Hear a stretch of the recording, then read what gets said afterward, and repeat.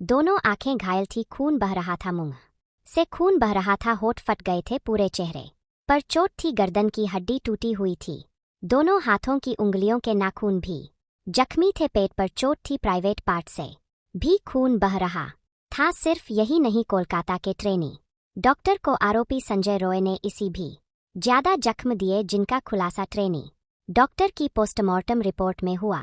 अगर सिर्फ इन्हीं जख्मों के बारे में सुनने भर से आपको बुरा लग रहा है तो जरा सोचिए, जिसके साथ ये सब हुआ उस पर क्या बीती होगी, क्या उसकी हालत हुई होगी। और अगर मैं पीड़िता की हर चोट, हर जख्म की कहानी यहाँ सुनाने लग जाऊं तो सोचिए आपका क्या हाल होगा। 8 और 9 अगस्त की दरमियानी रात को कोलकाता के आरजी कर मेडिकल कॉलेज और अस्पताल में एक ट्रेनी डॉक्टर की रेप के बाद हत्या कर दी जाती है। अब पीड़िता की पोस्टमार्टम रिपोर्ट आ चुकी है। इस रिपोर्ट में साफ हो गया है कि पीड़िता के साथ कैसे बर्बरता की गई थी। रिपोर्ट में क्या क्या सामने आया, आज मैं उसी के बारे में बताने वाला हूं। आरोपी संजय रॉय ने डॉक्टर के साथ बर्बरता की सारी हदें पार कर दी। 8 और 9 अगस्त की दरमियान रात करीब 1 बजे आरोपी संजय अस्पताल में आता है, जहां उसने खूब शराब पी और हिंसक पॉर्न वीडियोस देखे। सुबह करीब 400 बजे शराब के नशे में धुत सेमिनार के हॉल में घुसता है, वह जहां उसने ट्रेनी डॉक्टर को सोते हुए देखा। संजय रॉय ने डॉक्टर को दबोच नहीं की कोशिश की, लेकिन वह जाग गई। डॉक्टर ने खुद को आरोपी से छुड़ाने की कोशिश की, लेकिन संजय रॉय उस पर भारी पड़ता हुआ नजर आ रहा था। शराब के नशे में धुत संजय एक जानवर जैसा बन चुका था। जूनियर डॉक्टर की जो पोस्टमार्टम रिपोर्ट सामने आई है, उसने हर जख्म का हिसाब दे दिया है। रिपोर्ट के मुताबिक जूनियर डॉक्टर के शरीर पर जितने भी घाव है वो उसे तब मिले जब वह खुद को आरोपी से बचाने की कोशिश कर इसी कोशिश में उसके चश्मे का शीशा टूट चुका था, क्योंकि आरोपी डॉक्टर ने उसके चश्मे पर मुक्के मारे थे, जिससे उसके चश्मे के टुकड़े टूटकर उसी की आंखों में धंस गए थे।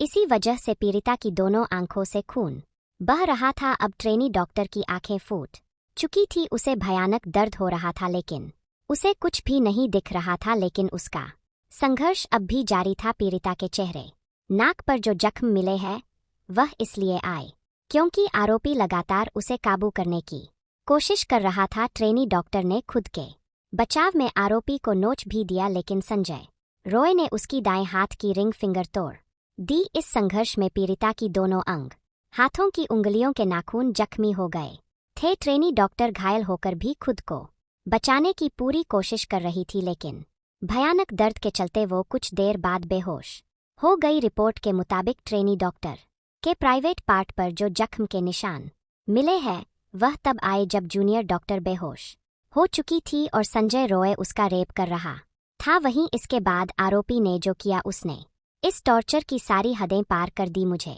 बताते हुए घिन आ रही है, लेकिन बताना जरूरी है और आपका जानना भी जरूरी है। ट्रेनी डॉक्टर के पैरों को इस हद तक स्ट्रेच कर दिया था कि उसकी हिप बोन टूट गई, और यही वजह थी कि डॉक्टर की वजाइना से इतना खून बह रहा था। महिला की डेड बॉडी जिस हालत में मिली वो रोंगटे खड़े कर देने वाला था, इंसानियत पर सवाल उठाने वाला था। और पोस्टमार्टम रिपोर्ट में यह भी बताया गया कि पीड़िता के साथ यह सब कुछ मौत से पहले किया गया था। डॉक्टर शोर ना बचाए इसलिए आरोपी ने उसके मुंह को दबा दिया। नशे में धुत संजय को यह भी नहीं पता कि कब उसके हाथ बेहोश डॉक्टर के मुंह से हटकर उसकी गर्दन पर चले गए और कब उसने पीड़िता का गला दबा दिया। पोस्टमार्टम रिपोर्ट के मुताबिक पीड़िता की मौत गला घुटने से हुई। रेप करने के बाद आरोपी ने दोबारा पीड़िता का गला दबाया ताकि उसके बचने की कोई गुंजाइश ना रहे, और इसकी वजह से पीड़िता की गर्दन की हड्डी टूट गई। 40 मिनट के अंदर संजय रॉय ने यह सब कुछ कर दिया। जब संजय अस्पताल से निकला उस वक्त सुबह के 437 हो रहे थे। इसके बाद वो वहां से निकला, कोलकाता पुलिस के बैरक में गया, जहां जाकर उसने पहले अपने कपड़े धोए, सारे खून के दाग और सारे सबूत मिटाए। वो नहाया और सो गया।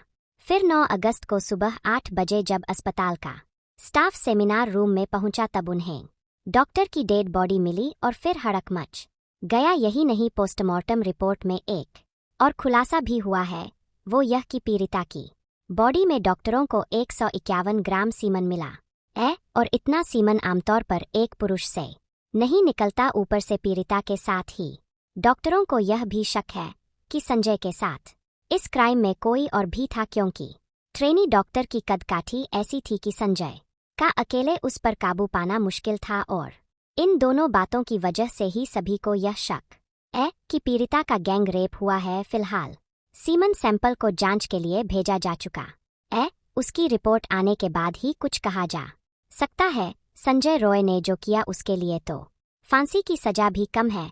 फिलहाल सीबीआई के पास ये मामला चला गया है और हम उम्मीद करते हैं कि जल्दी ही संजय रॉय को कोर्ट कोई ऐसी सजा सुनाए जिससे अपराधियों की रूह कांप जाए।